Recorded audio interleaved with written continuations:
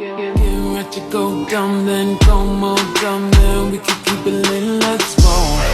I love it, let's roll. I love it, let's roll. Pull your panties down. Assalamualaikum warahmatullahi wabarakatuh. Kami dari kelompok 3 Penjaga Budaya akan melanjutkan di Project Pura Utara. Selamat menyaksikan.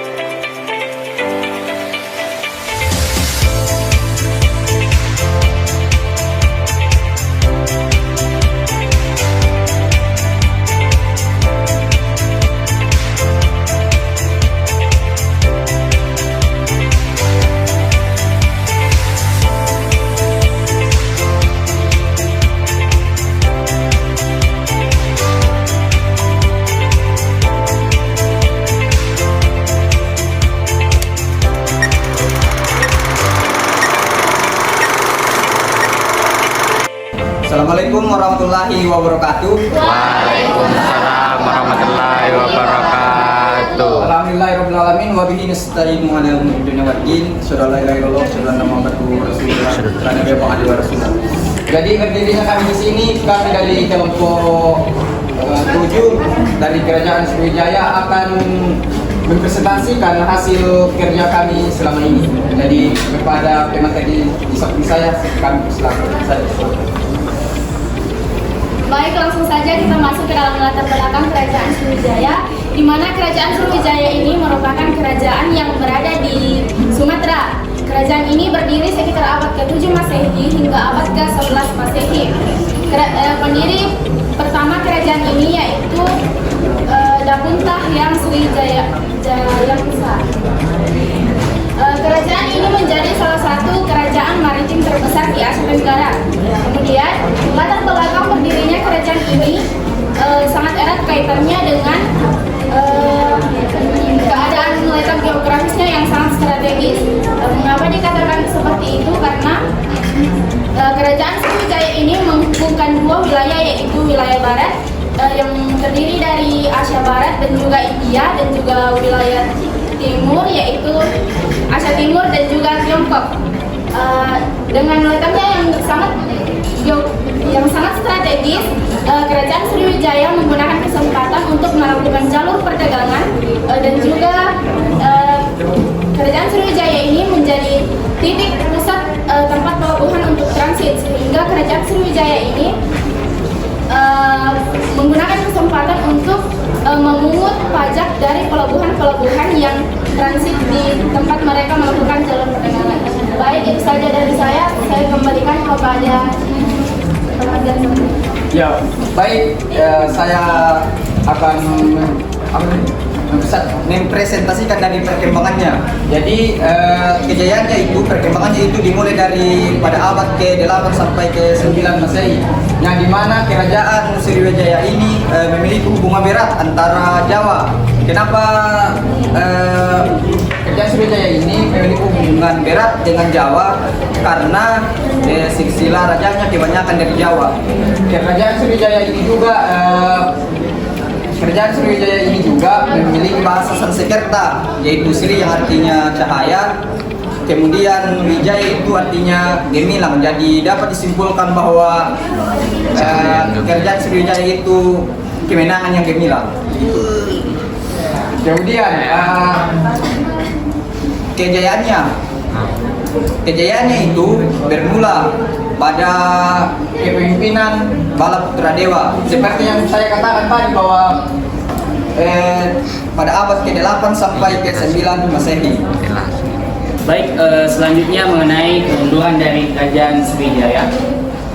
Jadi untuk keuntungan dari kerajaan Sriwijaya itu terdapat tiga faktor. Yang pertama, adanya serangan dari kerajaan lain, terutamanya kerajaan Chola.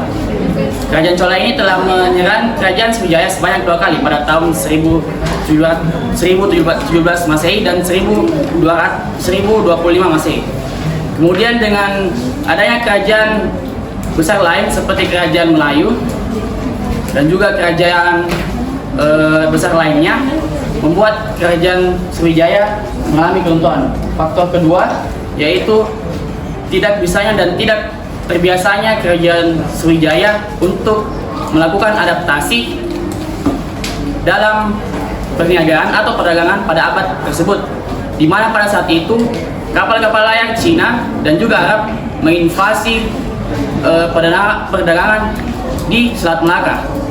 Kemudian faktor ketiga adalah faktor alam, di mana pada saat itu Sungai Musi yang ada di Sumatera menjadi tinggi karena derasnya curah hujan pada saat itu, dan terjadi gejolak alam yang membuat lumpur naik dan kerajaan Sriwijaya jauh dari tempat tersebut.